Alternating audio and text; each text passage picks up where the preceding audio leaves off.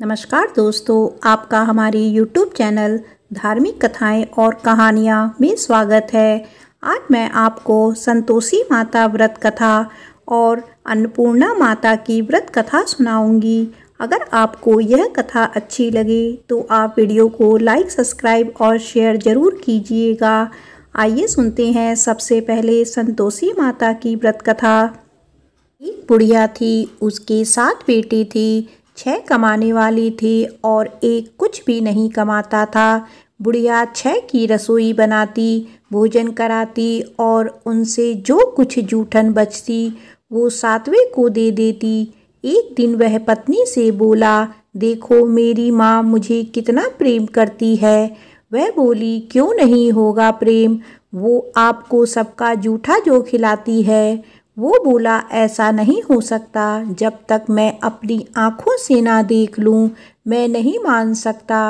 कुछ दिन बाद त्यौहार आया। घर में 7 प्रकार का भोजन और लड्डू बने। वह जांचने के लिए सिर दर्द का बहाना कर पतला वस्त्र सिर पर ओढ़े रसोई घर में सो गया। वह कपड़े में से सब देखता रहा। सब भाई भोजन करने आए। उसने देखा माँ ने उनके लिए सुंदर आसन बिछाया, हर प्रकार का भोजन रखा और उन्हें बुलाया। वह देखता रहा। जब सारे भाई भोजन करके उठे तो माँ ने उनकी जूठी थालियों में से लड्डू के टुकड़े उठाकर एक लड्डू बनाया। जूठन साफ करके बुढ़िया माँ ने उसे पुकारा, बेटा 6 भाई भोजन कर चुके हैं तो कब करेगा। वह कहने लगा, माँ मुझे भोजन नहीं करना, मैं परदेश जा रहा हूँ। माँ ने बोला, कल जाता हुआ आज ही चला जा। वो बोला, आज ही जा रहा हूँ। यह कहकर वह घर से निकल गया। चलते समय पत्नी की याद आ गई। वह गौशाला में कंडे थाप रही थी। वह जाकर बोला, हम जावे परदेश आवे कुछ काल, तुम रहियो संतोष से धर्म अपनो पाल। वह बोली, जाओ पिया आनंद से हमारो सोच हटाए, राम भरोसे हम रहे ईश्वर तुम्हें सहाय। 2 निशानी आपन देख धरु में धीर, सुधिमती हमारी विसरायो रखियो मन गंभीर। वह बोला, मेरे पास तो कुछ नहीं, यह अंगूठी है, सो ले और अपनी कुछ निशानी मुझे दे। वह बोली, मेरे पास क्या है, यह गोबर भरा हाथ। यह कहकर उसकी पीठ पर गोबर के हाथ की थप लगा दी। वह चल दिया। चलते चलते दूर प्रदेश पहुंचा। वह एक साहूकार की दुकान थी। वह जाकर कहने लगा, भाई मुझे नौकरी पर रख लो। साहूकार को ज़रूरत थी। बोल रहा, जा। लड़के ने पूछा, तनख्वाह क्या दोगे। साहूकार ने कहा, काम देखकर दाम मिलेगा। अब वह सुबह 7 बजे से 10 बजे तक नौकरी करने लगा। कुछ दिनों में वो सारा काम अच्छे से करने लगा। सेठ ने काम देखकर उसे आधे मुनाफे का हिस्सेदार बना दिया। कुछ वर्ष में बहुत बड़ा सेठ बन गया और मालिक सारा कारोबार उस पर छोड़कर चला गया। उधर उसकी पत्नी को सास ससुर दुख देने लगे। सारा घर का काम करवाकर उसको लकड़ियां लेने जंगल में भेजते थे। घर के आटे से जो भूसी निकलती उसकी रोटी बनाकर रख दी जाती और फूटे नारियल की नारेली में पानी। एक दिन वह लकड़ी लेने जा रही थी। रास्ते में बहुत सी महिलाएं संतोषी माता का व्रत करती दिखाई देती हैं। वह वहाँ खड़ी होकर कथा सुनने लगती है और उनसे पूछने लगती, बहनों तुम किस देवता का व्रत करती हो और उसके करने से क्या फल मिलता है। यदि तुम मुझे इस व्रत का महत्व बताओगी तो मैं तुम्हारी बहुत आभारी होंगी। तब एक महिला बोली, सुनो, यह संतोषी माता का व्रत है। इसे करने से गरीबी का नाश होता है और जो मन में है वो संतोषी माता की कृपा से मिल जाता है। महिला बोली, 1.25 आने का गुड़ चना लेना, प्रत्येक शुक्रवार को निराहार रहकर कथा सुनना, मनोकामना पूर्ण होने पर उद्यापन करना। रास्ते में लकड़ी के बोझ को बेच दिया और उन पैसों से गुड़ चना लेकर माता के व्रत की तैयारी कर आगे चली और सामने मंदिर देखकर पूछने लगी, यह मंदिर किसका है? सब कहने लगे, संतोषी माता का मंदिर है।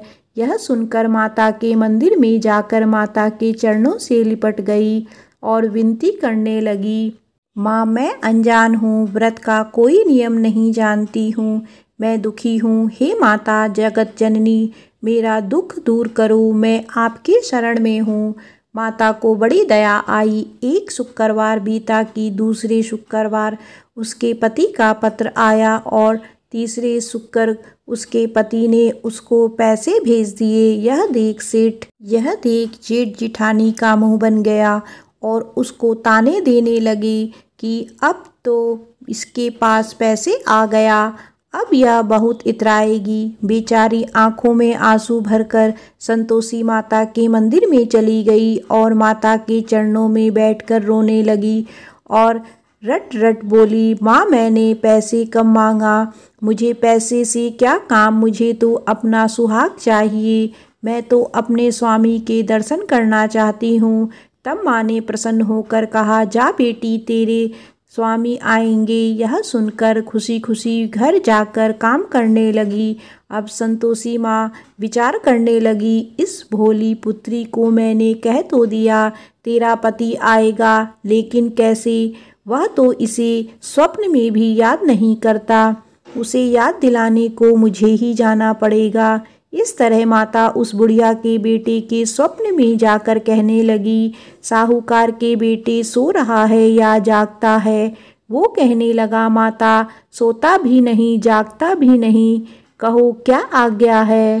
कहने लगी, तेरा घर बार कुछ है कि नहीं? वह बोला, मेरे पास सब कुछ है, माँ बाप है, बहू है, क्या कमी है? माँ बोली, भोले तेरी पत्नी घोर कष्ट उठा रही है, तेरे माँ बाप उसे परेशानी कर रहे हैं, वह तेरे लिए तरस रही है, तू उसकी सुध ले। वह बोला, हाँ माँ मुझे पता है, पर मैं वहाँ कैसे जाऊँ?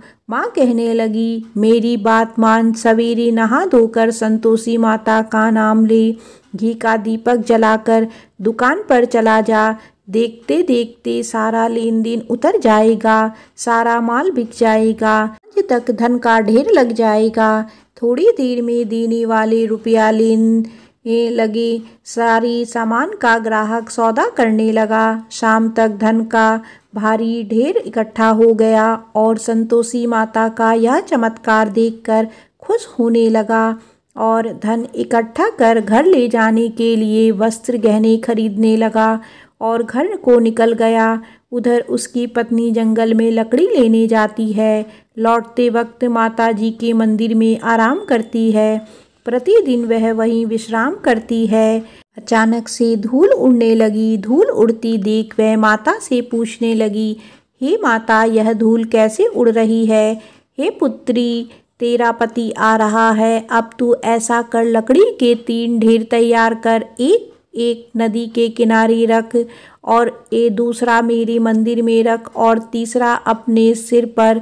तेरे पति को लकड़ियों का गट्ठर देख तेरे लिए मोह पैदा होगा, वह यहाँ रुकेगा, नाश्ता पानी खाकर माँ से मिलने जाएगा, तब तू लकड़ियों का बोझ उठाकर चौक पर जाना और गट्ठर नीचे रखकर जोर से आवाज़ लगाना, लो सासू जी लकड़ियों का गट्ठर लो, भूसी की रोटी दो, नारियल के खोपड़े में पानी दो, आज मेहमान कौन आया है? माता जी से अच्छा कह कर जैसा माँ ने कहा वैसा करने लगी।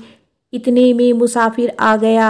सूखी लकड़ी देख उसकी इच्छा हुई कि हम यहीं आराम करें और भोजन बनाकर खा पी कर गाँव जाएं।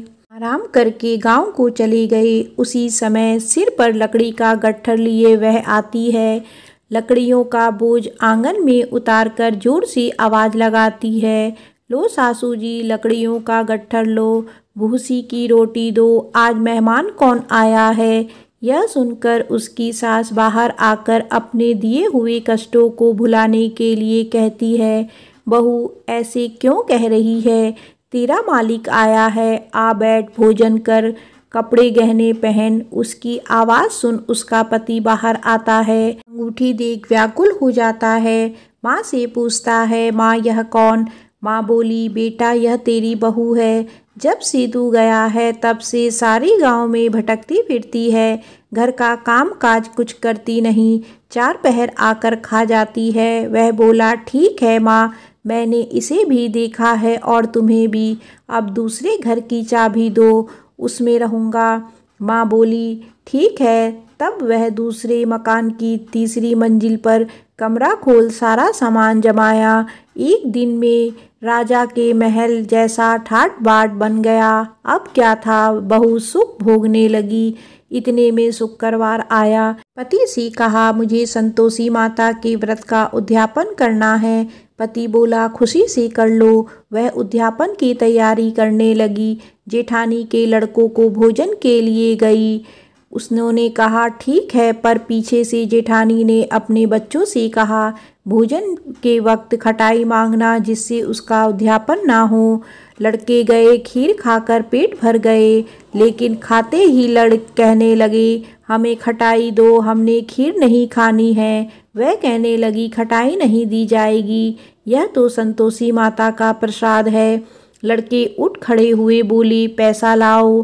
भोली बहू कुछ जानती नहीं थी, उन्हें पैसे दे दिए। लड़के उसी समय इमली लेकर खाने लगे। यह देखकर बहू पर माताजी ने गुस्सा किया। राजा के दूत उसके पति को पकड़ कर ले गए।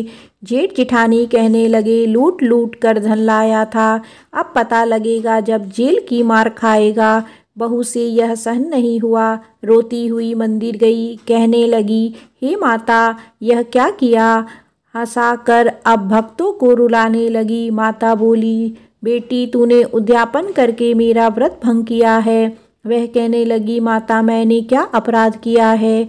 मैंने भूल से लड़कों को पैसे दिए थे, मुझे क्षमा करो, मैं फिर तुम्हारा उद्यापन करूँगी। माँ बोली, अब भूल मत करना। वह कहती है, अब भूल नहीं होगी, अब वह कैसे आएगी?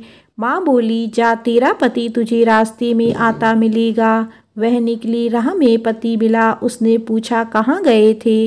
वह कहने लगा, इतना धन जो कमाया है उसका टैक्स राजा ने मांगा था, वह भरने गया था। वह खुश होकर बोली, अब घर को चलो। कुछ दिन बाद फिर शुक्रवार आया। बोली, मुझे दोबारा माता का उद्यापन करना है। पति ने कहा, करो बहू। फिर जेठ के लड़कों को भोजन को कहने गई। जेठानी ने 1-2 बातें सुनाई, और तुम सब लोग पहले ही खटाई मांगना। लड़के भोजन से पहले कहने लगे, हमें खीर नहीं खानी, हमारा जी बिगड़ता है, कुछ खटाई खाने को दो। वह बोली, खटाई किसी को नहीं मिलेगी, आना हो तो आओ। वह ब्राह्मण के लड़के लाकर भोजन कराने लगी। दक्षिणा की जगह उनको 1-1 फल दिया। संतोषी माता प्रसन्न हुई। माता की कृपा हुई। 9वें मास में उसे सुंदर पुत्र प्राप्त हुआ। पुत्र पाकर प्रतिदिन माता जी के मंदिर को जाने लगी। माँ ने सोचा, यह रोज आती है, आज क्यों ना इसके घर चलूं। यह विचार कर माता ने भयंकर रूप बनाया। गुड़ चने से सना मुख, ऊपर सूंड की समान ओठ, उस पर मक्खियाँ भिन भिन करती थी। दहली पर पैर रखते ही उसकी सास चिल्लाई, देखो रे, कोई चुड़ैल आ रही है, लड़कों इसे निकालो, नहीं तो किसी को खा जाएगी।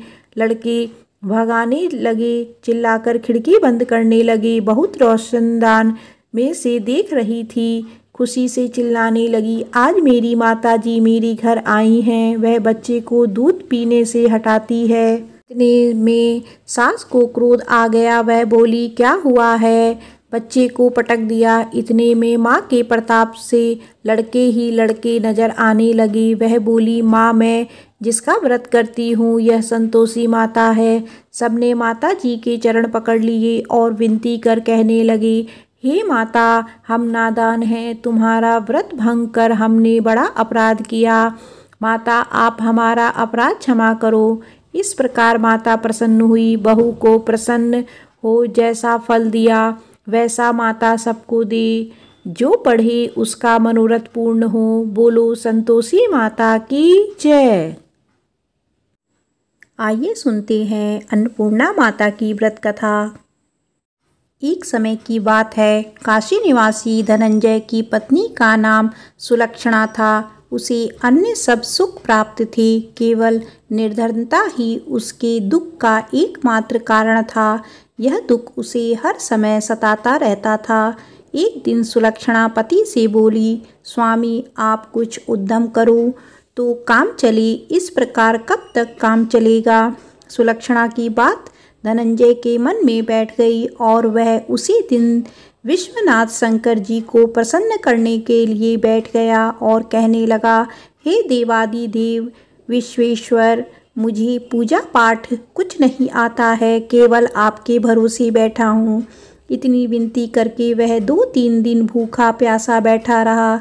यह देखकर भगवान शंकर ने उसके कान में अन्नपूर्णा अन्नपूर्णा अन्नपूर्णा इस प्रकार 3 बार कहा। यह कौन क्या कह गया, इसी सोच में धनंजय पड़ गया कि मंदिर से आते ब्राह्मणों को देखकर पूछने लगा, पंडित जी अन्नपूर्णा कौन है। ब्राह्मणों ने कहा, तू अन्न छोड़ बैठा है, सो तुझे अन्न की ही बात सूझती है, जा घर जाकर अन्न ग्रहण कर। धनंजय घर गया, स्त्री से सारी बात कही। वह बोली, नाथ चिंता मत करो, स्वयं शंकर जी ने यह मंत्र दिया है, वे स्वयं ही खुलासा करेंगे, आप फिर जाकर उनकी आराधना करो। धनंजय फिर जैसा का तैसा पूजा में बैठ गया। रात्रि में शंकर जी ने आज्ञा दी और कहा, तू पूर्व दिशा में चला जा। वह अन्नपूर्णा का नाम जपता जाता और रास्ते में फल खाता, झरनों का पानी पीता जाता। इस प्रकार कितने ही दिनों तक चलता गया। वहाँ उसी चांदी सी चमकती वन की शोभा देखने में आई, सुंदर सरोवर देखने में, या उसके किनारे कितनी ही अप्सराएं झुंड बनाए बैठी थी। एक कथा सुनती और सब मिलकर माँ अन्नपूर्णा इस प्रकार बार बार कहती थी। यह अगहन मास की उजेरी रात्रि थी और आज से ही व्रत का आरंभ था। जिस शब्द की खोज करने वह निकला था, वह उसे वहाँ सुनने को मिला। धनंजय ने उसके पास जाकर पूछा, हे देवियों, आप यह क्या करती हो। उन सब ने कहा, हम माँ अन्नपूर्णा का व्रत करती हैं। धनंजय ने पूछा, व्रत पूजा करने से क्या होता है, यह किसी ने किया भी है, इसे कब किया जाए, कैसा व्रत है, मैं और कैसी विधि है, मुझसे भी विस्तार से बताओ। वे कहने लगी, इस व्रत को सब कोई कर सकते हैं। 21 दिन के लिए 21 गांठ का सूत लेना चाहिए। 21 दिन यदि ना बने तो एक दिन उपवास करे, यह भी ना बने तो केवल कथा सुनकर प्रसाद ले, निराहार रहकर कथा कहे। कथा सुनने वाला कोई ना मिले तो पीपल के पत्तों को रख, सुपारी या घृत कुमारी वृक्ष को सामने कर, दीपक को साक्षी कर, सूर्य, गाय, तुलसी या महादेव को बिना कथा सुनाए मुख में दाना ना डालें। यदि भूल से कुछ पड़ जाए तो 1 दिवस फिर उपवास करें। व्रत के दिन क्रोध ना करे और झूठ ना बोले। धनंजय बोला, इस व्रत के करने से क्या होगा। वे कहने लगी, इसके करने से अंधों को नेत्र मिले, लूलों को हाथ मिले, निर्धन के घर धन आए, बाजी को संतान मिले, मूर्ख को विद्या आए। जो जिस कामना से व्रत करे, माँ उसकी इच्छा पूरी करती है। वह कहने लगा, बहनों, मेरे पास भी धन नहीं है, विद्या नहीं है, कुछ भी तो नहीं है, मैं तो दुखिया ब्राह्मण हूँ, मुझे इस व्रत का सूत दोगी। हाँ भाई, तेरा कल्याण हो, हम तुझे अवश्य देंगी, ले इस व्रत का मंगल सूत्र ले। धनंजय ने व्रत किया, व्रत पूरा हुआ, तभी सरोवर में से 21 खंड की सुवर्ण सीढ़ी हीरा मोती जड़ी हुई प्रकट हुई। धनंजय जय अन्नपूर्णा माता कहता जाता था। इस प्रकार कितनी ही सीढ़ियां उतर गया तो क्या देखता है कि करोड़ों सूर्य से प्रकाशमान अन्नपूर्णा का मंदिर है। उसके सामने सुवर्ण सिंहासन पर माता अन्नपूर्णा विराजमान है। सामने भिक्षु हेतु शंकर भगवान खड़े हैं। दिव्यांगनाएं चंवर डुलाती हैं, कितनी ही हथियार बांधे पहरा देती हैं। धनंजय दौड़कर जगदम्बा के चरणों में गिर गया। देवी उसके मन का कलेश जान गई। धनंजय कहने लगा, माता, आप तो अंतर यामिनी हो, आपको अपनी दशा क्या बताऊं। माता बोली, मेरा व्रत किया है, जा संसार तेरा सत्कार करेगा। माता ने धनंजय की जिह्वा पर बीज मंत्र लिख दिया। अब तो उसके रोम रोम में विद्या प्रकट हो गई। इतने में क्या देखता है कि वह काशी विश्वनाथ के मंदिर में खड़ा है। का वरदान ले धनंजय घर आया, सुलक्षणा से सब बात कही। माताजी की कृपा से उसके घर में संपत्ति उमड़ने लगी। छोटा सा घर बहुत बड़ा गिना जाने लगा। जैसे शहद के छत्ते में मक्खियाँ जमा हो जाती हैं, उसी प्रकार अनेक सगे संबंधी आकर उसकी बड़ाई करने लगे। कहने लगे, इतना धन और इतना बड़ा घर, सुंदर संतान नहीं तो इस कमाई का कौन भोग करेगा। सुलक्षणा से संतान नहीं है, इसीलिए तुम दूसरा विवाह करो। अनिच्छा होते हुए भी धनंजय को दूसरा विवाह करना पड़ा और सती सुलक्षणा को सौत का दुख उठाना पड़ा। इस प्रकार दिन बीतते गए। फिर अगहन मास आया। नए बंधन से बंधे पति से सुलक्षणा ने कहलवाया कि हम व्रत के प्रभाव से सुखी हुए हैं, इस कारण यह व्रत छोड़ना नहीं चाहिए। यह माता जी का प्रताप है जो हम इतने संपन्न और सुखी हैं। सुलक्षणा की बात सुन धनंजय उसके यहाँ आया और व्रत में बैठ गया। नई बहू को इस बात की खबर नहीं थी। वह धनंजय के आने की राह देख रही थी। दिन बीतने गए और व्रत पूर्ण होने में 3 दिवस बाकी थे कि नई बहू को खबर पड़ी। उसके मन में ईर्ष्या की ज्वाला दधक रही थी। सुलक्षणा के घर आ पहुंची और उसने वहां भगदड़ मचा दी। धनंजय को अपने साथ ले गई। नए घर में धनंजय को थोड़ी देर के लिए निद्रा ने आ दबाया। इसी समय नई बहू ने उसका व्रत का सूत तोड़कर आग में फेंक दिया। अब तो माताजी का कोप जाग गया। घर में अकस्मात आग लग गई। सब कुछ जलकर खाक हो गया। सुलक्षणा जान गई और पति को फिर अपने घर ले आई। नई बहू रूठकर पिता के घर जा बैठी। पति को परमेश्वर मानने वाली सुलक्षणा बोली, नाथ घबराना नहीं, माता जी की कृपा अलौकिक है। पुत्र कुपुत्र हो जाता है पर माता कुमाता नहीं होती। अब आप श्रद्धा और भक्ति से आराधना शुरू करो, वे जरूर हमारा कल्याण करेंगी। धनंजय फिर माता के पीछे पड़ गया। फिर वही सरोवर सीढ़ी प्रकट हुई, उसमें माँ अन्नपूर्णा कहकर वह उतर गया। वहां जा माता जी के चरणों में रुदन करने लगा। माता प्रसन्न हो बोली, यह मेरी स्वर्ण की मूर्ति ले, इसकी पूजा करना, तू फिर सुखी हो जाएगा। जा, तुझे मेरा आशीर्वाद है। तेरी स्त्री सुलक्षणा ने श्रद्धा से मेरा व्रत किया है, उसे मैंने पुत्र दिया है। धनंजय ने आंखें खोली तो खुद को काशी विश्वनाथ के मंदिर पर खड़ा पाया। वहां से फिर उसी प्रकार घर को आया। इधर सुलक्षणा के दिन चढ़े और महीने पूरे होते ही पुत्र का जन्म हुआ। गांव में आश्चर्य की लहर दौड़ गई। प्रकार उसी गांव के निसंतान सेठ के पुत्र होने पर उसकी माता अन्नपूर्णा का मंदिर बनवा दिया। उसमें माता जी की धूमधाम से पधारी, यज्ञ किया और धनंजय को मंदिर के आचार्य का पद दे दिया। जीविका के लिए मंदिर की दक्षिणा और रहने के लिए बड़ा सुंदर सा भवन दिया। धनंजय स्त्री पुत्र सहित वहां रहने लगा। माता जी के चढ़ावे में भरपूर आमदनी होने लगी। उधर नई बहू के पिता के घर डाका पड़ा, सब लुट गया। वे भीख मांगकर पेट भरने लगे। सुलक्षणा ने यह सुना तो उसे बुला भेजा, अलग घर में रख लिया और उसके अन्य वस्त्र का प्रबंध कर दिया। धनंजय, सुलक्षणा और उसका पुत्र माताजी की कृपा से आनंद से रहने लगे। माताजी ने जैसे इनके भंडार भरे वैसे सबके भंडार भरे। बोलो अन्नपूर्णा माता की जय।